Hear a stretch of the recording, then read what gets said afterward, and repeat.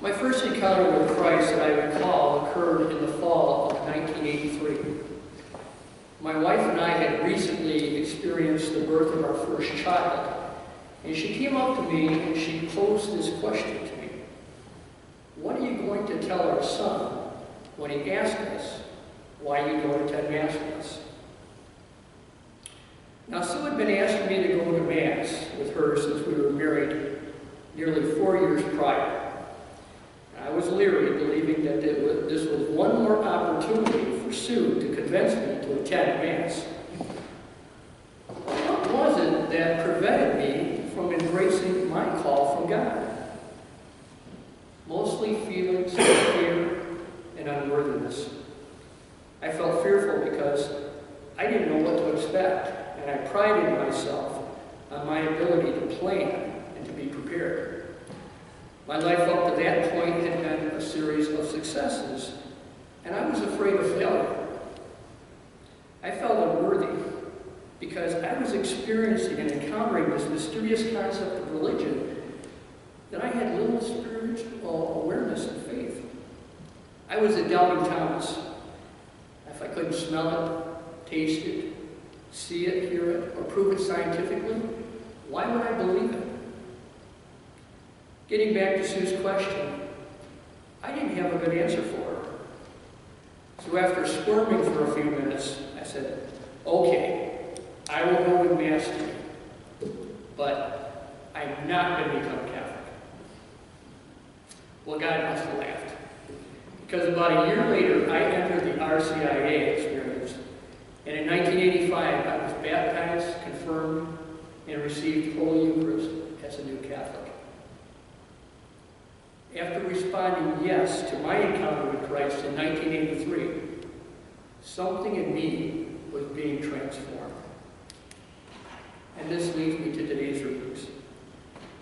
In our first reading, the prophet Isaiah is afraid that he is going to die due to his unworthiness when he encounters God. What did he say? Woe is me, I am doomed. I am a man of unclean lips, living among a people of unclean lips. Yet my eyes have seen the King, the Lord of hosts. Does Isaiah die? No. In that encounter with God, he is made worthy by the grace of God. And so when God calls him into service, how does he respond? Here I am, send me. In our second reading, St. Paul's first letter to the Corinthians, St. Paul acknowledges his unworthiness in the presence of God when he says, "For I am the least of the apostles, not fit to be called an apostle." St. Paul humbly recognizes that it is not he who is responsible for the success of building up the church, but God. He adds, "But by the grace of God, I am what I am, and his grace to me has not been ineffective." So while St. Paul believes that he is unworthy, he also believes that it is God's grace bestowed on him that allows him to be who he is called to be. Finally, in the Gospel of Luke, Simon receives his call from God, a very miraculous interaction. The call begins with Jesus intentionally choosing the boat of Simon. And after teaching to the crowds, Jesus then gives an order to Simon, telling him to go into the deep water and lower the fishing nets, as if he were testing Simon. Now, Simon is a lifelong fisherman, and he knows he's not going to catch any fish. He's tired from fishing all night, and he's frustrated because he hasn't caught anything. He's probably hungry and just wants to go home.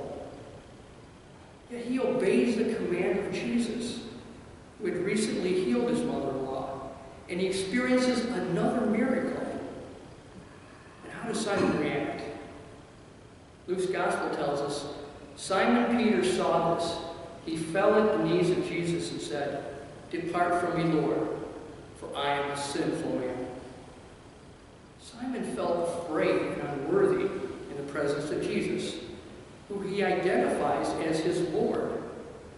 And notice that the Scripture also reveals to us that Simon is no longer a simple fisherman, but has undergone a conversion of heart, and is now Simon Peter, a disciple of Christ. His response is to leave everything and to follow Jesus. What do these readings from the past have to do with us here today? They inform us that, like Isaiah, St. Paul, and Simon Peter, we are all called by God to love Him, to serve Him, and to serve our brothers and sisters. Most of us are fearful of failure, of what others will think, or what it will cost us. We feel unworthy, believing, I don't know enough about my faith, or if people only knew the things that I had done, or maybe if I just ignored it, it'll go away. Guess what? We aren't worthy on our own. Never will be. That is why Jesus came to save us. It is only through the grace of God that we are made worthy. And why St. Paul said, but by the grace of God, I am what I am. As I said earlier, we are all called by God to be what He has created us to be. Even if your initial response is rejection of that call, His love for you is so great that He will continue to call you your entire life if necessary. And maybe you're sitting there thinking, I don't really pray that much, and I can't think of a time when God has called me to anything. I've lived that experience. What I discovered was that God always finds a way to reach you. And for me, it was in the voices of others surrounding me. When others say to you, you have a gift of fill in the blank. Have you ever considered working with the poor or becoming fill in the blank? That is God calling, whether you experience on a semi-regular basis or only a few times over a period of several years. Your heart will tell you that God is calling you. And what will your response be? Will it be that you're too busy right now? Get back with me later when life slows down? Or will you be like Simon Peter, leaving your feelings of fear and unworthiness behind and following Jesus? Will it be, I'm too old or too young to respond, or I can't do it? Or will you be like Isaiah and say, here I am, send me?